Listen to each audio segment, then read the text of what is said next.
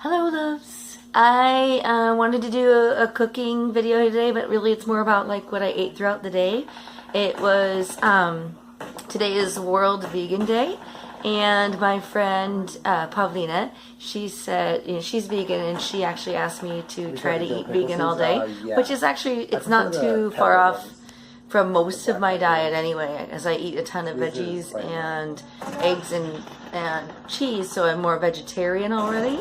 So it was actually pretty easy to, well, I enjoy the challenge of figuring that out and figuring out what to eat. So it was a good day, and the only thing I didn't get video of was my snack was, I cut up a pear and ate it with peanut butter. But the rest of it's all here, and to the cooking video. And also there's a little mukbang at the end. Oh, and FYI, AwesomeSauce is vegan. So get over there and get yourself some, and all the links are down below. All right, thanks guys. So this is my dressing for my salad. Granted, I will admit, first breakfast today was a roast beef sandwich before I knew that it was World Vegan Day. So I'm not fully vegan today, but I'm going to be cracking these open and throwing them in there too. And then I'm cracking those open and throwing them in there too. It's going to be super yummy. So that's what I got going on right this instant. Woohoo! So it doesn't look very pretty. So there's the end result of the salad. And it is really tasty. Yum, yum, yum. I actually prefer, would probably be the better word, since it's a word. I actually prefer the unflavored coconut oil for most things. But for this, I wanted the extra little, lovely, like, perfumey, flowery kind of thing. And then some lime juice. And then the green paste. There you go. And then this is my favorite brand. Read the ingredients, guys. Sometimes they have like a bunch of stuff, and really, that's all you want it to have is coconut extract and water. Okay. So there are other brands, but this is my favorite. And then I have a package of, these are the mung bean noodles. Oh, what happened there? I must have set it on something on the counter. I'm going to see how many I can fit into this pot once I get the soup going. So it's not going to be pure curry because I wanted extra limey. I guess it is whatever, it's soup. so that's the base ingredients. Oh, and then also, since I'm going vegan, I usually put fish sauce in here.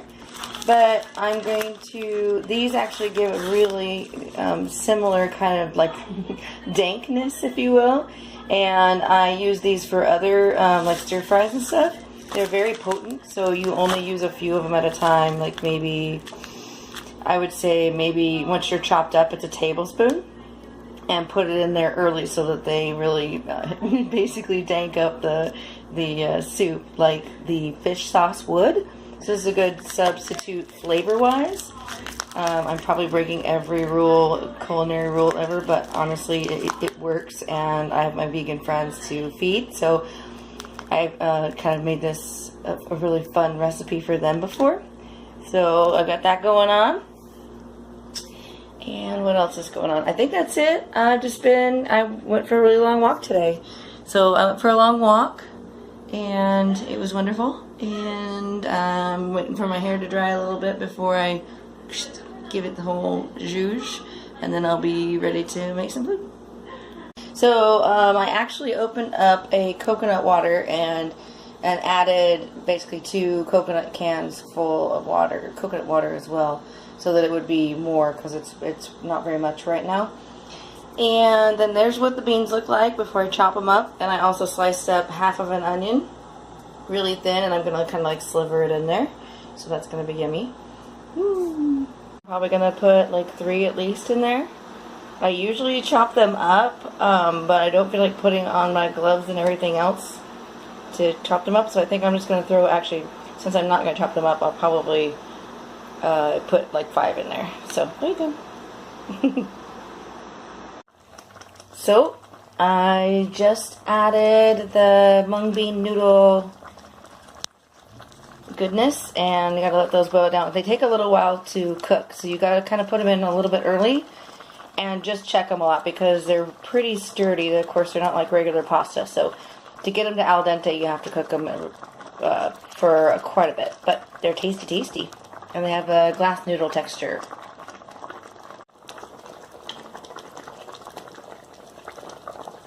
Yes, those are Fiskars scissors. I have ones that are specifically for the kitchen. They're the best scissors.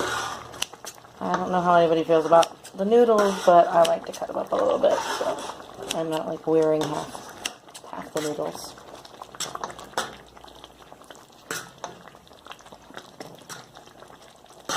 What are we up against here? That's still a good noodle bowl. One more snip.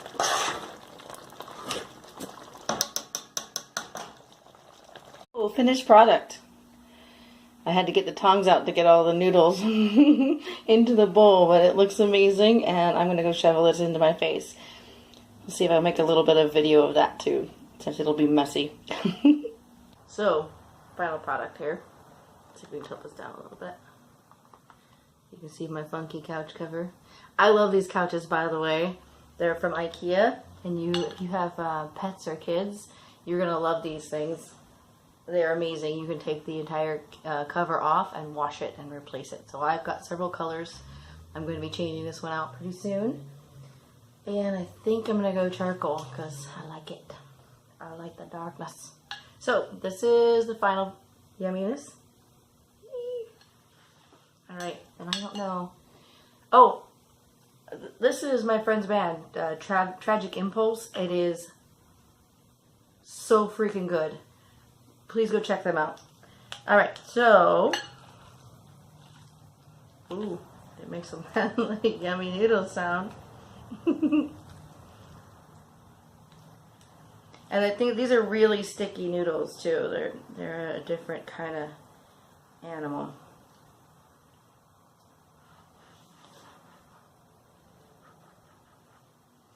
After the last film, I actually added a bunch more garlic, a little bit of salt, because without the fish sauce is usually what salts it, and you don't need to add more. So I added a little bit of salt, a little bit of soy sauce, and a bunch of garlic. So let's do this. Ooh, oh, it splashed me. Ah, right on my face. Fighting back. Mmm, came out great. Alright, let's see if we can get another. I love watching, there's two mukbangers I watch. That sounds dirty. That was not my intention. There's two that I watch. Stephanie Sue, who's just fun. She does story times. And a lot of Asian and Korean food, and sometimes some fast food and stuff like that. But I really love that she often will cook. Like right now I'm looking at Chinese hot pot mukbang, and she cooks it while she's sitting there and talking. It's really cool. I dig that a lot. And I was thinking about that I need to start doing some reviews on some of my favorite gluten-free products, and so I'm going to start doing that. As you know, why not do a mukbang while I'm eating it here anyway, and I'm going to give you some story time. So this one, probably not much slurp, but we'll see. Yep. It's just super good. Oh, the lime juice right at the end. So good. And the other person is called Yuka, and she's from Japan. And what originally started me wanting to watch mukbangs was actually, I do really well with languages if I can hear them. And so like to this day, I can read German better than I can speak it because I was using Duolingo, which no complaints. I love me some Duolingo. I love that. I love that app. But I can read it better than I can speak it, and I do pretty well with it. I almost don't need the Google Translate app when I'm over in Germany. But Japanese is so foreign. Like, I don't mean that in a funny way. I know it sounds like punny. But it's such a different sounding language that I wasn't sure if I was going to be able to really pick up on it as easily as I have with the Romantic languages and the Germanic languages. And so I actually started watching her because I was watching her with CC so that I could read what she was saying, so I can get used to how the cadence and the feel of Japanese. And that's been really interesting. I've actually picked up some words that are like, you know, repeated. I've also noticed that there's a lot of words that are from English that she uses, or from French that she uses. And so I've gathered some of that where it just like, you know, put it away. And unlikely event, well, not unlikely, eventually I will go to Japan, but not anytime soon. But it's nice to get that, hear that cadence for me. I'm a auditory learner, of course, when it comes to languages. And I really do well with immersion. And I realized that this last trip, actually, my last trip to Germany, not the last trip to Tampa, that's a whole different story. The last trip to Germany was in May, and I met some Italian builders on the plane, and they work for Carnival Cruise Lines. And, one second, let's see if I can get this in my face. These noodles are so bouncy. And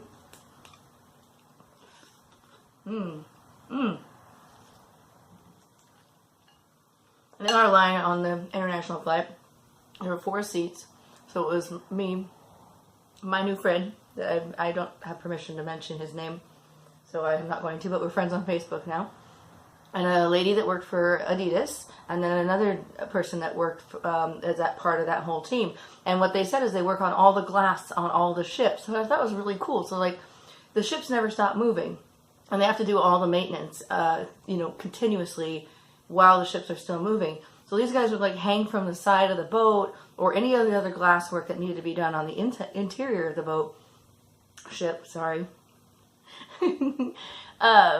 Look forward to your funny comments about me saying boat. They did all that work, and I was part of a team. So they were all going back to Florence to visit family for 2 weeks, and then they were going to hop on another cruise line in the Mediterranean and start working on another ship. And the reason why, and how I gathered all this, is none of them spoke fluent English. They spoke, of course, Italian and Spanish, and they were expecting us to know some more Spanish than Italian. And I didn't realize how much of both of those I actually know. Like, okay. And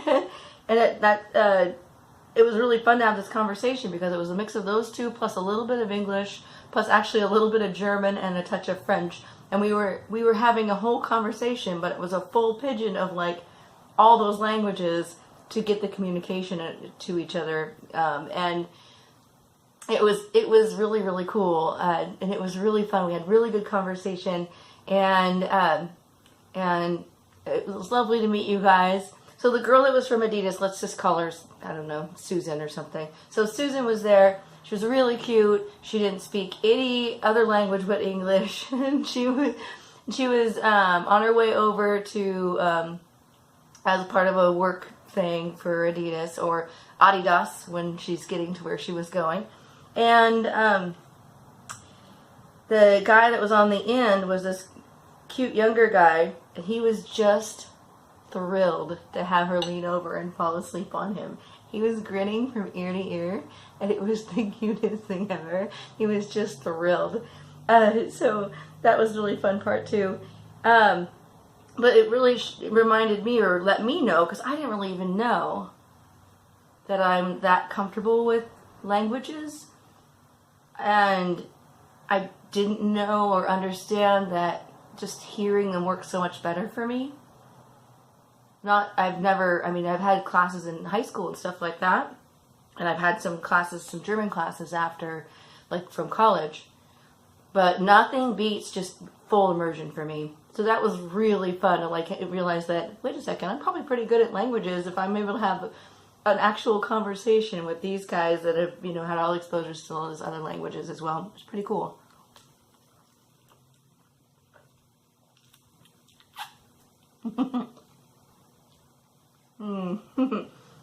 If you don't like eating sounds, don't watch people. Don't watch mukbang. Alright, well, that's my short story time for this one. Cooking and mukbang. And I can't wait to learn more languages, honestly. I'm really stoked. And I'll continue to watch Yuka and I'll put links down to these two, my two favorites down below once this is up and going. So I hope you guys have a wonderful day. And I don't know, I'm in a good spot. I hope you are too.